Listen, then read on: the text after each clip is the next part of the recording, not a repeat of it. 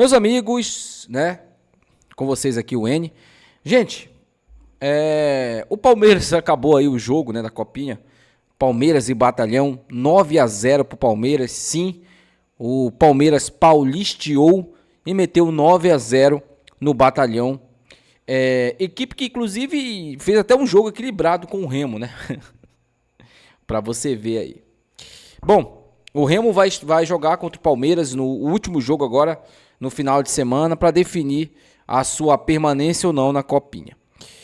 Para mim, o Remo perdeu a classificação hoje, né? Perdeu um jogo, confronto direto contra o Monte Roraima. O Monte Roraima, né, uma equipe bem gerida, eu posso até dizer, né, por um grupo de empresários lá em Roraima que apostam muito na base, investem na base. E hoje jogaram muito melhor que o clube do Remo e venceram, né? O Simba foi derrotado por 3-1, está em maus lençóis porque tem que vencer o Palmeiras, né? O Palmeiras corre risco também, mas risco eminente de ser eliminado porque fez hoje o seu saldo de gols, né? É capaz do Monte Roraima também fazer um saldo contra o Batalhão, que já está eliminado. O Batalhão já está eliminado nesse grupo. E o clube do Remo vai tentar a sorte lá contra o Palmeiras. O Monte Roraima, se vencer, estará na próxima fase, porque dificilmente o Remo vai golear o Palmeiras. Se o Remo vencer o Palmeiras, vai ser de um gol de diferença e olhe lá, né? Mas eu já falei aqui sobre a questão do problema da base, né? Eu gravei um vídeo lá pro canal Assis, falando um pouco sobre isso. Então, essa questão da base dos meninos aí, eu não vou criticar os garotos que vestiram hoje a camisa do Remo, não vou criticar se forem goleados pelo Palmeiras, não vou fazer nada disso, até porque são meninos ainda, né? Estão lá representando o Leão Azul. Agora o Remo precisa dar uma atenção maior para sua base. O Remo precisa entender que a base é sim uma fonte de renda. O Marcos Braz, ele pode muito bem fazer isso.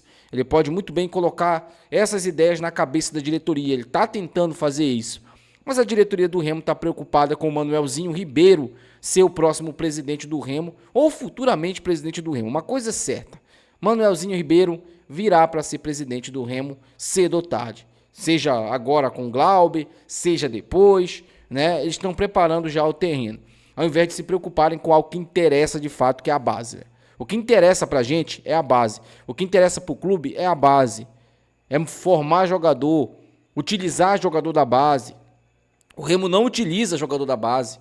Não adianta a gente pensar aqui que algum desses meninos aí vai figurar o time na Série A do Campeonato Brasileiro. Mal servem.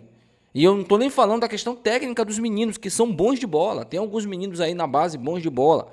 Mas é mais a questão mesmo de preparação dos garotos para que possam jogar no clube do Remo. Para que o Remo possa revelar esses jogadores.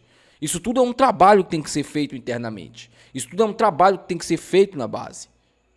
E está na hora da diretoria do Remo começar a entender que a base sim é algo que tem que ter atenção. Eu já falei isso no outro vídeo, não vou ficar repetindo a mesma coisa aqui para não ficar algo repetitivo. Bom, gente, falando aqui agora sobre mercado da bola, né? Iago Felipe parece que é o alvo do clube do Remo na próxima, para fechar, né, essa contratação para essa temporada. O Iago Felipe tem 30 anos, jogou a última Série A pelo Mirassol, né? Lá ele teve as oportunidades, lá o Mirassol devolveu, ele pertence ao Bahia, né? Ele atuou também no Fluminense e o clube do Remo está interessado nessa contratação. O Marcos Braz está intermediando essa contratação para que o Iago Felipe seja jogador do clube do Remo, né? Eu acho uma contratação interessante, né? A gente não vai mais contratar o Jajá, né? As negociações com o Jajá foram encerradas. O Goiás pediu simplesmente 5 milhões, 5 milhas para liberar o Jajá. Tá de sacanagem, né? Eles fizeram de propósito, cara. Eles fizeram isso justamente para o Remo sair fora da negociação. E é o que aconteceu, né? O Remo não vai fazer uma loucura como essa, não. 5 milhões o Remo consegue contratar um bom jogador. Um jogador melhor que o Jajá. O Jajá estava na Série B. Ele não estava na Série A. O Goiás só fez isso de birra mesmo, de pirraça. Mas vai ter a volta do Anzol, relaxa. Vai ter a volta do Anzol. O Goiás, hein? Que seduziu o Anselmo Ramon ano passado. Agora tá aí chateadinho porque o Remo seduziu já. Meu amigo, é o poder. É o poder da grana. O clube do Remo hoje tem mais grana. Só que o Remo não vai pagar 3 milhões para H6. O Remo não vai pagar 5 milhões para já. Não vai. Isso é fato. A política do Marcos Braz ela é bem simples, ela é simples e objetiva. O Remo vai montar um time competitivo, gastando o que dá para gastar. Não é gastando pouco, né? Até porque a gente sabe que o Remo não vai gastar pouco nessa temporada. Mas vai montar a intenção do Braz é montar um time competitivo, né? Um time que entregue resultados, mas gastando o que tem para gastar, o que dá para gastar, o que está no orçamento. O Remo trabalha com o orçamento desde o ano passado, né? E isso é importante, isso é interessante e isso é importante, até pelo fato do Remo estar voltando à Série A depois de tanto tempo. Bom, gente, falando agora aqui sobre Lucas Lima, né? Eu já tinha conversado com vocês um pouco sobre essa negociação. Ainda há negociações do Clube do Remo com o Lucas Lima, jogador aí que está no Sport Clube do Recife, ainda não renovou com o Sport, né? Tinha renovações reencaminhadas com o Sport, porém, né? O Lucas Lima aí travou as negociações com o Sport. E pode ser ali uma opção para o Remo, né? Ele pode ser uma opção para o Leão Azul aí, para o Remo ter ali a oportunidade de contratar o Lucas Lima, de ter um camisa 10. O Remo ainda não tem um camisa 10 ainda, né? No seu elenco. Ainda não tem ainda, né? Não temos um camisa 10. Aliás, nós temos o camisa 10 que é o Jaderson. Isso é fato, mas nós não temos um armador, um meia armador. Essa que é a verdade, né? Falando um pouco sobre o Parazão, né? E a Supercopa Grão-Pará, deixa eu falar duas coisas aqui para vocês. A primeira, a Supercopa Grão-Pará, o Clube do Remo fará esse jogo único contra o Águia no dia 18. Tudo certo, né? Depois, no dia 24, não é isso? No dia 24, o Clube do Remo estreia no Campeonato Paraense. Muito provavelmente, será um time alternativo. Será um time repleto de jogadores do Sub-20 e jogadores ali, reservas, que vão atuar apenas no Parazão. Provavelmente. Porque no dia 28, o Clube do Remo estreia contra a equipe do Vitória lá no Barradão. Um jogo que eu posso dizer de 6 pontos, né? De duas equipes que inicialmente no campeonato vão brigar pela permanência, né? O Vitória, ele é o concorrente direto do Remo por essa permanência à Série A do Campeonato Brasileiro. É óbvio que o Remo tem que somar pontos lá, é óbvio. É óbvio que o Remo tem que buscar a vitória. Mas trazer um ponto do Barradão não é um resultado ruim. O Remo tem que jogar pela vitória, mais uma vez falando para vocês aqui. Mas trazer um ponto do Barradão não é um resultado ruim. E a gente tem um cara muito estrategista hoje no comando técnico do Remo, que chama-se Juan Carlos Osório.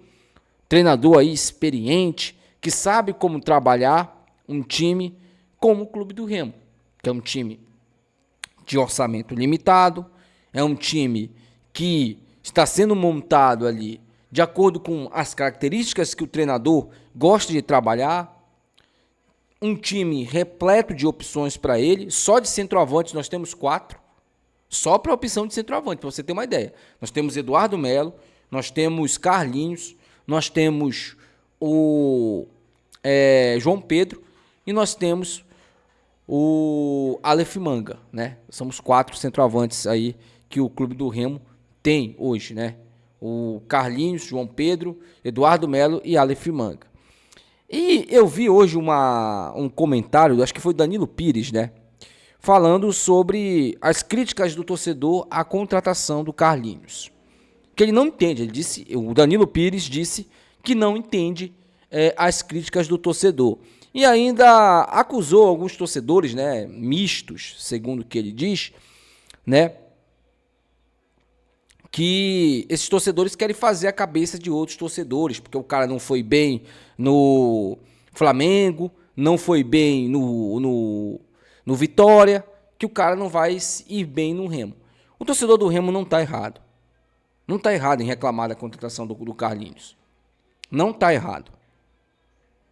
Eu acho que o Danilo Pires, ele se equivocou no que ele tentou explicar.